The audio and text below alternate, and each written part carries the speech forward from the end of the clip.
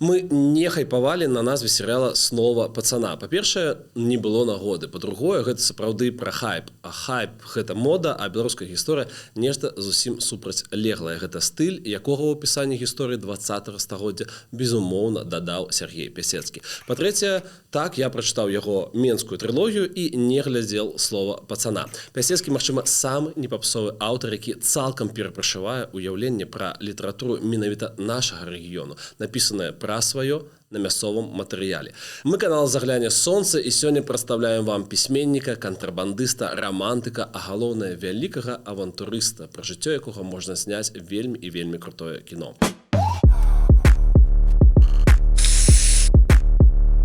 Бальшавізм неяк адразу не спадабаўся Сергею. 1917 Масква зусім юны Пясецкі назірае рэвалюцыю жыўцом. Пабачыў, хапіла. Тэма дзяцей і падлеткаў, якія збіваюцца ў банды ў спустошаных камунізмам Маскве і Петраградзе, пасля будзе трапляцца ў яго творах. Да Масквы было шмат чаго. Напрыклад, Ляхавічы на Баранавічыне. Там будучы аўтар нарадзіўся. Калі дакладна, вялікае пытанне. Версіі пара 1 чэрвеня 1899 і 1 красавіка 1901. Але дакладна вядома, што на беларускай тэрыторыі, што для нас вельмі-вельмі важна. Бацька Міхал Пясецкі са здрабнелай шляхты. Тое ж самае маці Клаўдыя Кулаковіч. Мясцовыя небагатыя людзі, але з генетычнай і культурнай памяццю пра нейкія там прынцыпы. Выхоўваўся на замежжы. Тут табе хуліард культураў і моваў. Беларуская, польская, расійская. Ідыш. У школу трапіў у 1915 ва Уладзіміры над Клязьмай. Гэта ўжо на Волзе. Відаць, бацькі былі ў эвакуацыі падчас Першай сусветнай вайны. У школе Пясецкага называлі лях альбо палячышка, што, на жаль, чакана. У адказ ён не маўчаў, кажуць, нават трапіў нейкую бойку. Па іншай інфе проста збіраўся забіць настаўніка, за што меў кучу непрыемнасцяў і свой першы арышт. Нашае прывітанне фанатам серыяла «Слова пацана». Савецка-польская вайна. Пясецкі добраахвотнік літоўска-беларускай дывізіі пры польскай арміі. Пілсудскі стварыў такую штуку, дзе служыла да халеры беларусаў і палякаў менавіта з нашых тэрыторыяў. Уласна, гэтымі сіламі ад бальшавікоў і адбіліся. Менавіта ў той час Пясецкі добра пазнаёміўся з бандыцкім Менскам, які пазней і выплыў у ягонай бандыцкай трылогіі. Гэта кнігі «Яблычак», «Гляну я ў аконца» і «Ніхто добром не дасць збаўлення». Там усё. Крадзяжы, аферы, пагоні па менскіх дахах, секс, абрабаваныя гатэльныя нумары, золата, расстрэлы ў камароўскім лесе. Калі вы не чыталі, я вельмі і вельмі вам раю. Гэта сапраўды крута. Важная заўвага, якую мне параілі агучыць. Пясецкі не выдумляў свае сюжэты, але пісаў на матэрыяле, які сам ці то пражыў, ці добра ведаў са словах іншых людзей. То бок гэта такая быль у дужках, міксаваныя рэальныя гісторыі з часам заблытанымі лакацыямі і змянёнымі імёнамі. Вайна скончылася, і таксама важна памятаць, што ўсе войны калі-небудзь скончваюцца. Дык вось, што рабіць маладому Сергею пасля вайны? Маёнтак бацькі застаўся па той бок савецка-польскай мяжы. Грошай зэра. Фонам вільня, па якой Пясецкі самотна бадзяецца ў выцертай вайсковай форме, нібыта цалкам згубіўшы сэнс жыцця. Атрымалася, што Польша, у якую ён так верыў і за якую праліваў кроў, фактычна страціла цікавасць да добраахвотнікаў. Хто мог, вярнуўся дадому, а ў каго не было дому, станавіліся злачынцамі, бомжамі ці алкашамі. Пасля ў тэксце Пясецкага жыццё разброенага чалавека будзе паказана кантрасная вільня пачатку 1920-х гадоў. Галоўны герой неяк зжырае вадкасць для паклекі шпалераў, бо проста няма чаго есці. І пасля, зразумела, доўга так блюе. Там жа апісаны турмы, нелегальныя порна-студыі, гэта 100 гадоў таму, я нагадваю, бардэлі і адна са схемаў, якой рэальна займаўся сам Пясецкі. Вельмі цікавы момант. Гэта была падробка банкаўскіх чэкаў. Нібыта нехта з Брытаніі прыслаў чэк на 200 фунтаў. Шалёныя тады грошы. І зараз шалёныя, дарэчы, грошы. І гэты чэк трэба абналічыць. Злачынца ідзе да габрэяў, па тыпу ён такі весь лох і не ведае, што рабіць з гэтым чэкам. Тыя даюць яму меншую суму ў эквіваленце і цешацца нібыта свайму прыбытку. Пакуль ясна, не захочуць самі яго абналічыць. Ну гэта толькі адзін з прыкладаў, чым займаўся Пясецкім. Давайце адаб'емся і працягнем пасля.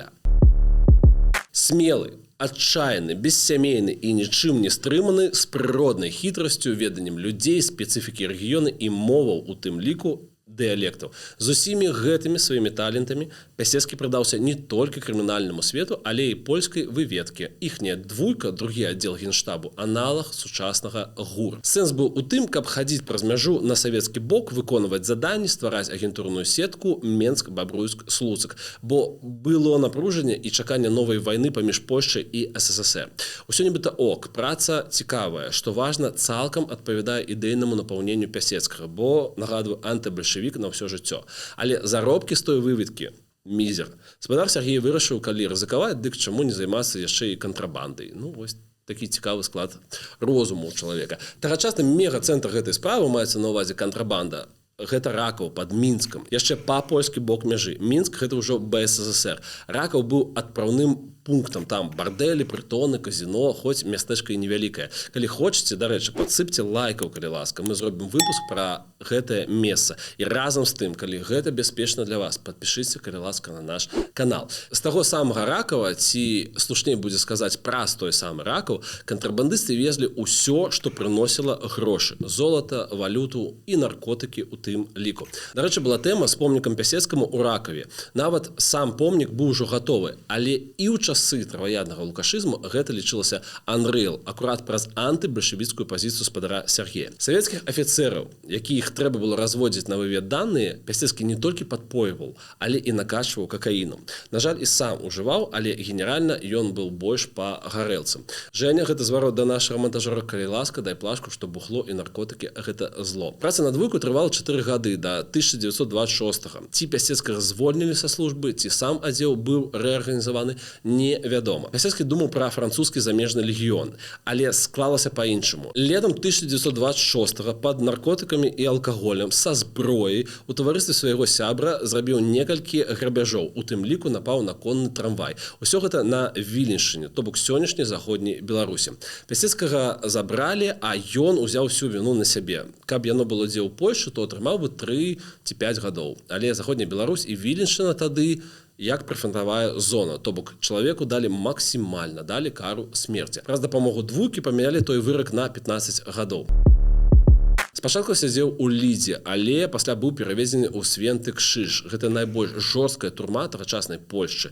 На гары, сярод туманаў і снягоў, для асабліва небяспечных, каб яны нікуды не збеглі. Хварэў на туберкулёз, што не дзіўна, браў удзел пры нагодзе ў турэмных бунтах і заварухах. Агулам за сваё жыццё правёў у турмах 14 гадоў. 5 у адзіночках, 6 у агульных камерах, у карцары агулам амаль 2 гады пражыў. Аднойчы без перапынку 11 месяцаў. Гэта з яго ўспамінаў і нататак.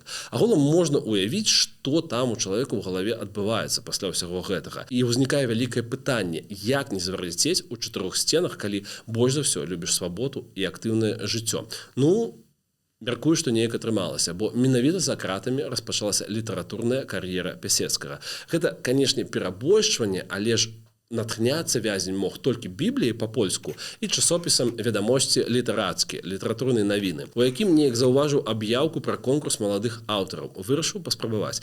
Першыя 2 аповесці пра выведніцкія справы Сергея не прапусціла цэнзура. Трэці твор «Каханак вялікай мядзведзіцы» волі лёсу трапіў да Мельхіёра Ваньковіча, пісьменніка і журналіста з менскага роду Ваньковічаў. І той апублікаваў пачаткоўцам. Ваньковіч пачаў займацца выдавецкімі справамі, пакуль Пясецкі яшчэ сядзеў.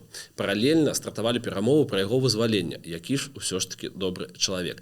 Наш гістарычны рэдактар перадае вітанні і нагадвае, што умовы для літаратурнай працы былі не вельмі спрыяльнымі. Маленькая камера, паперы вобмаль, лісткі пранумераваны. У камеры магло быць па 30 чалавекаў, то паспрабуеш знайсці кавалак стала, каб нешта там напісаць. У карцарах пісаць агулам нельга. Ну, такое.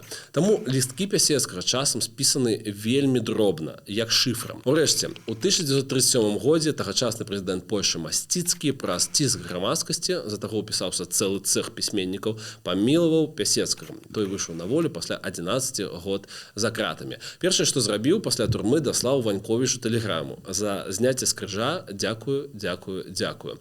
Яго сям'і пазней у Варшаве Пясецкі падарыў Біблію, якая была за 11 гадоў. Не забыў і пра людзей, з з якімі сядзеў, амаль адразу даслаў ім перадачку.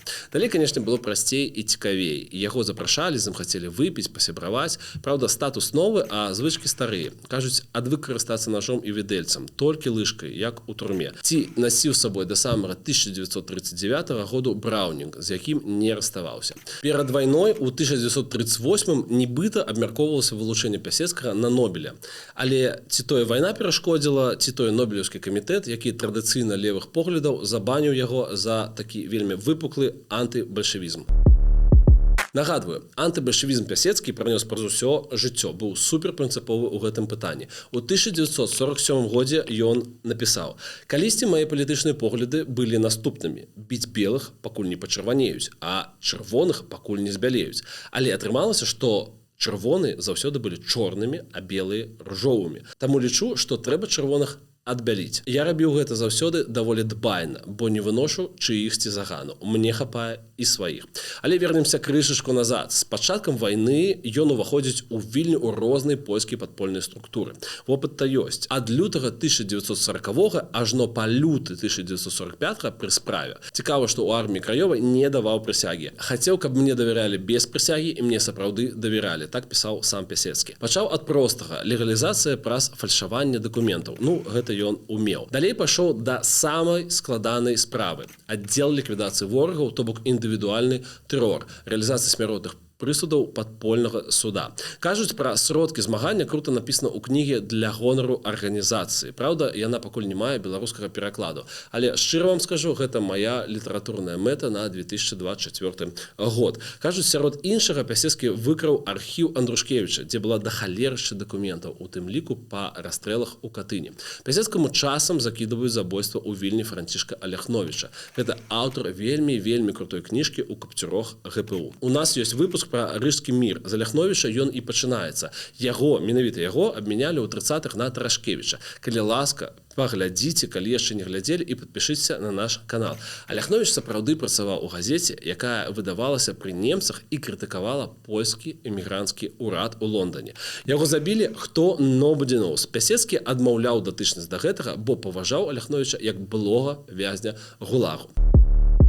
Зразумела, калі ты такі смелы, разумны і прынцыповы, а недзе побач знаходзіцца СССР, будзе эміграцыя. Пасля вайны Пясецкі каля года хаваўся на тэрыторыі Польшчы. Зразумела, яго шукалі, бо той быў у адмысловым спісе ворагаў сацыялістычнай улады, якіх асабліва хацелі дастаць. У 1946 яму пашчасціла выбрацца ў Італію. Дома засталіся жонка і сын, яны больш ніколі не пабачацца. Унукі Пясецкага, дарэчы, даведаліся, хто іхні дзед, толькі пасля 1989, калі яго кніжкі ўжо паўсюдна ляжалі на паліцах. У Італіі, дакладна ў Рыме, у 1947 выйшла бандыцкая трылогія. Гэта той самы раман пра Мінск. Сталіца Італіі была прамежкавым пунктам па дарозе ў Лондан. У Брытанію Пясецкі прыехаў у 45-гадовым узросце. Пачынаў вучыцца жыць як нармальны чалавек. Кажуць, выходзіла не заўжды, бо адпаведнай звычкі не было. У Лондоне Пясецкі выдаў знакамітыя запіскі афіцэра Чырвонай арміі пра 1939 год.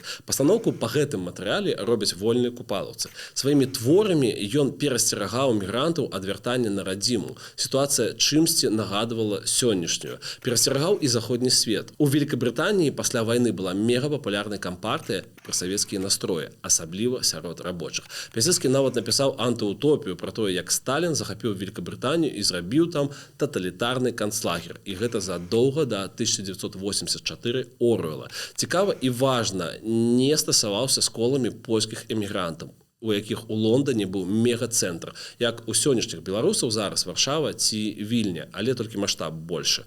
Эмігранцкую тусу лічыў балаболамі, якія замест змагання ці прынамсі інфармавання пра камунізм заходні свет займаюцца імпрэзамі, фестывалямі, аднаму даюць дыпломы, граматы, узнагароды, цешацца, што самі збеглі. Карацей, калі ў вас узніклі некаторыя асацыяцыі, подумайце пра гэта. Агулам апошнія 15-20 год былі самотнымі ў яго жыцці. У родных мясцінах на Віленшчыне ды Міншчыне так і не пабываў ніколі. Памёр ад раку ў 1964 годзе, пахаваны ў Гасцінге. На яго надмагілле абрысы зорак Вялікай Мядведзіцы, па якіх ён арыентаваўся, калі быў кантрабандыстам. У сацыялістычнай Польшчы яго творы былі афіцыйна забаронены ад 1951 до 1989. Існавалі толькі эмігранцкія выданні ды нелегальныя сам выдаты, якія хадзілі па руках. Новая хваля папулярнасці і шалёныя тыражы пачаліся ад пачатку 1990-х. Сябе ў аўтабіяграфіях Пясецкі зразумела называў палякам. Гэта быў свядомы выбар, бо чалавек з нашага рэгіёна можа назваць сябе ў той час кім хоча і проста трымацца гэтай лініі, як там Пілсудскі ці Дзяржынскі, ці тыя ж браты Луцкевічы. Пра братоў, дарэчы, у нас ёсць вялікі выпуск. Паглядзіце яго і падпішыцеся, калі ласка, калі гэтага не зрабілі. Нам будзе карысна, бо Ютубу стане прасцей бачыць гэты канал. Пра беларусаў ніколі Пясецкі нічога дрэннага не пісаў і не казаў. Магчыма, памятаў сваё паходжанне. Наўпрост беларускі дзяржпраект не склаўся, а польскі у яго все атрымалася. Пры іншым раскладзе і мелі б мы свайго беларускамоўнага Пясецкага. Але сталася, як сталася. Гэты чалавек нашага паходжання, які пісаў пра нас у тым ліку, але па-польску вызначаючы сябе пры гэтым польскім грамадзянінам. Я пішу раманы з агідаю да гэтай нуднай працэдуры, зазначаў Пясецкі ў 1947. Дасюль яшчэ не прачытаў ніводнага з іх, бо папросту лянуюся. Крытыкі аднагалосна называюць мае кнігі амаральнымі, таму лічу, што створаныя мною могуць чытаць толькі асобы маральна устойлівыя, або тыя, што не маюць ніякай падобнай устойлівасці. Не скажу вам за сваю маральную устойлівасць, але мне сапраўды падабаецца тое, што піша Пясецкі. Сярод крымінальнікаў, якіх паказвае аўтар, часамі больш годнасці, дысцыпліны і павагі, чым сярод нібыта інтэлігентнай публікі. Плюс відавочны разрыв шаблону, які навязвае нам афіцыйная кропка гледжання. Нібыта нецікавыя нікому сціплыя беларусікі.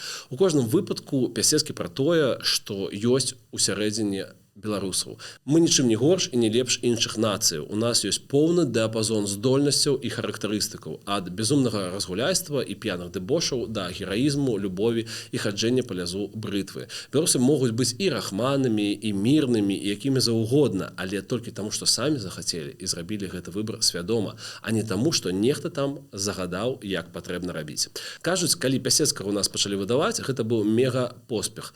Пытанне чаму? Адказ, бо людзі нарэшце прачыталі пра тое, што хаваецца ўнутры іх саміх, пра тое, што заўжды хацелася, але нехта забараняў. Напрыканцы азначу, што не магу нічога сказаць пра серыял «Слова пацана», бо проста не глядзеў. Але глядзеў польскі серыял 1670 пра шляхту Рэчы Паспалітай і вельмі раю да прагляду. Там хапае цікавых з беларускай кропкі гледжання момантаў. І там вельмі смешна, дарэчы.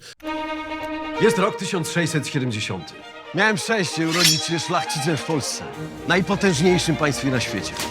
Я прашу прабачэння за свой голас, спадзяюся, што ў наступны раз все будзе лепей. Мы канал «Загляне сонца». Давайте беларусіць разам. Пакуль.